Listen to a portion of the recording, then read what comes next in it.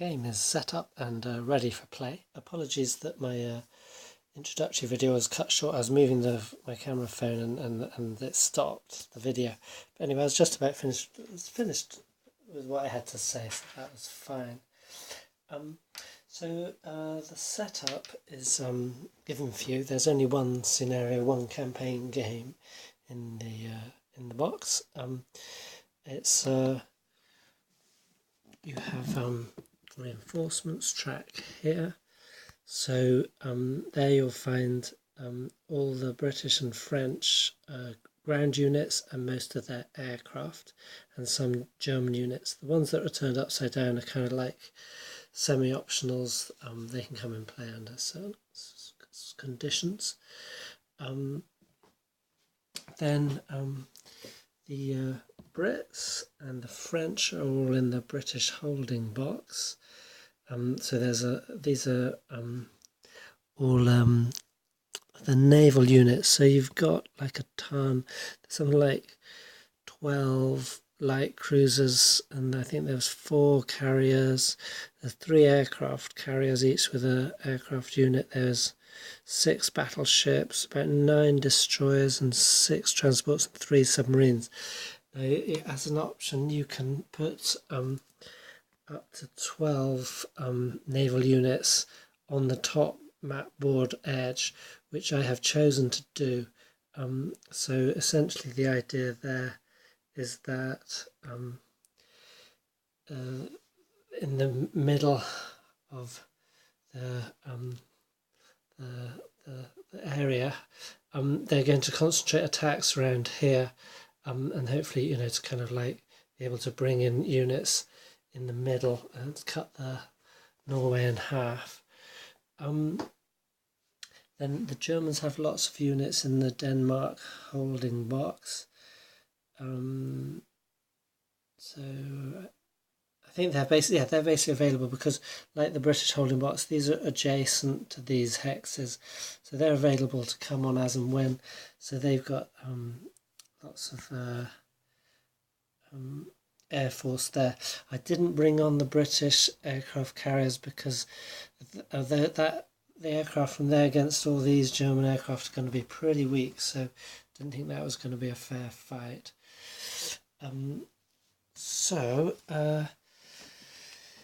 the first turn, the British and the French and the Norwegians can buy no offensives. Now, offensives are used for ground combats. You can have naval and air combats without using offensives.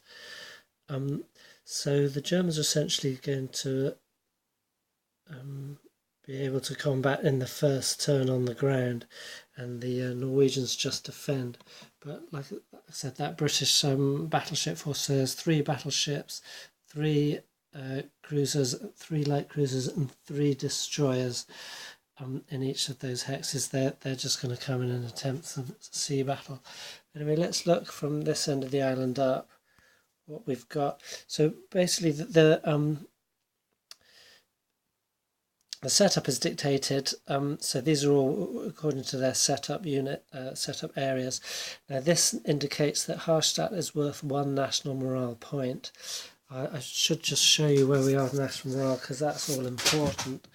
So Norway starts at 50, Germany at 30, and Britain and France at 20 national morale. So if Harstadt gets captured, then Germany will gain 1 national morale and Norway will lose 1 point. And at this juncture, I'd just like to mention the victory conditions before I forget them later. So the Germans win a victory if they force the surrender of Norway before or during the June 8th to the 11th turn. I think that's when national morale gets to 0. Now each turn is 4 days long, so June 8th to 11th is there. It's marked by an X. We're starting here in April 9th and 12th. So Germany can win at that point. If they don't win, then the game is a draw if surrender occurs after that. The Allies win if they do not surrender before the end of the game. So if the Germans don't win there, then the Allies have to hang on up to here. So the Germans still have a chance to force a draw. even if they don't get that win. That's an interesting point. The British and French cannot lose more than 5 capital ships, so that's going to be a very important point to keep track of, and I might have been risking quite a lot there with those, but we shall see. So back to the setup. So yes, oops, that's okay. So these guys are in Harstadt, Major General and a regiment. Then we've got essentially that's the Norwegian Navy. There's 3 units there. No, that's 2. I think that is the Norwegian Navy there. Oh no, they've got some more down in Trondheim. And then here in Narvik is an interesting unit.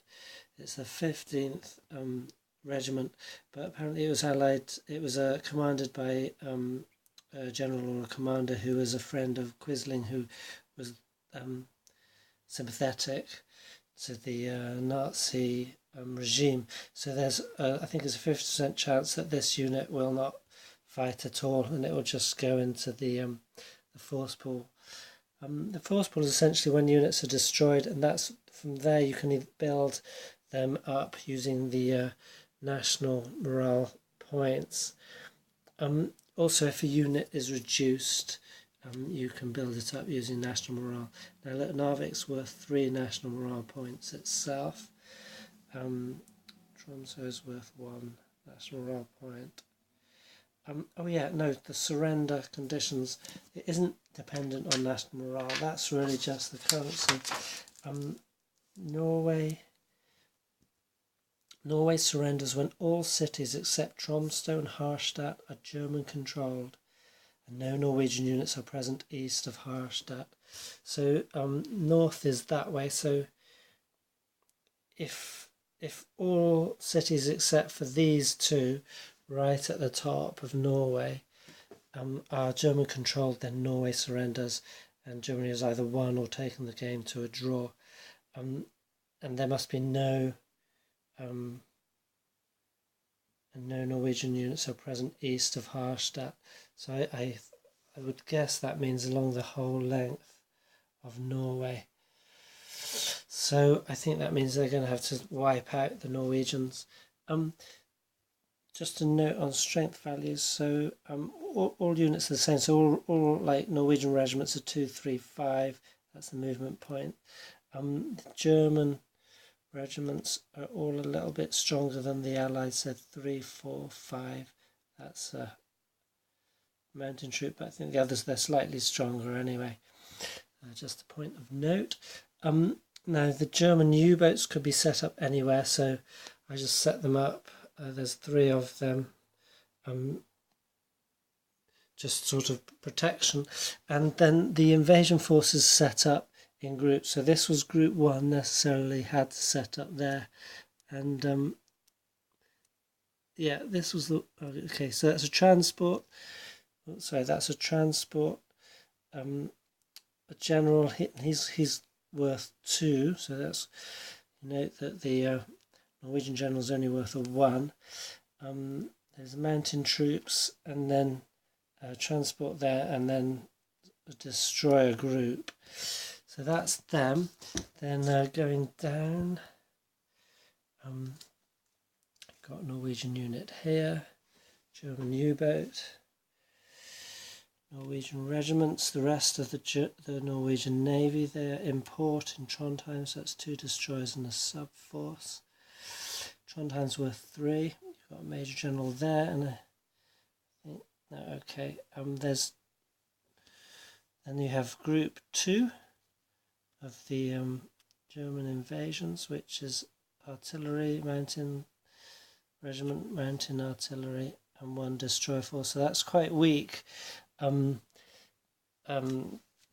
navally, so it's quite threatened by these. But fortunately for the Germans, they have here, they have their vice admiral and 2 battleships, the Gneisenau, and the Scharnhorst, and a U-boat backing them up there. Now they were able to be placed anywhere in between those battleships and that line. So that that and the U-boats was the only optional placements. Then going further south, we have a Norwegian regiment there. Got German U-boats, German force, group 3. Okay, some naval and so forth regiment. Then we got Norwegians here, a general, blah blah. That's worth 4 points. Bergen. Then we come down. I won't go into all the details, but you get the picture. So we got Oslo here, worth 6 points. This is an air unit, but they can't scramble on that first turn of the game. There's also Norwegian air up there, which can't scramble in the first turn of the game. So we coming around here, we got group 2 and group 1. Another U-boat there. One thing to mention, okay, that's obviously a port.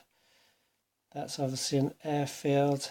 These X's indicate these straits here, which were lined by even some very old naval batteries, but they caused quite a lot of damage apparently historically to the Germans coming here. So that, if you want to charge straight into Oslo, that could be quite detrimental to your invading force. And that's quite a big stack there.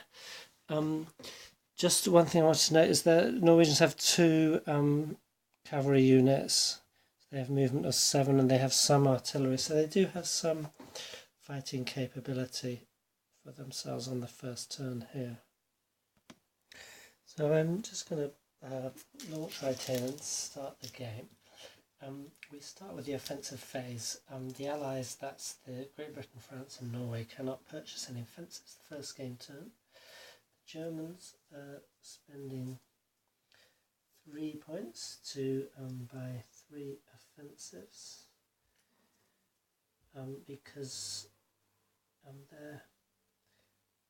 they're looking at the board. They're going to be able to land in some undefended cities, even ports with their units, so they'll be able to land in Norway with some of their task forces without any combat. So so this means that Germany has the initiative. Then we move to the air phase. The order of actions is air combat movement first.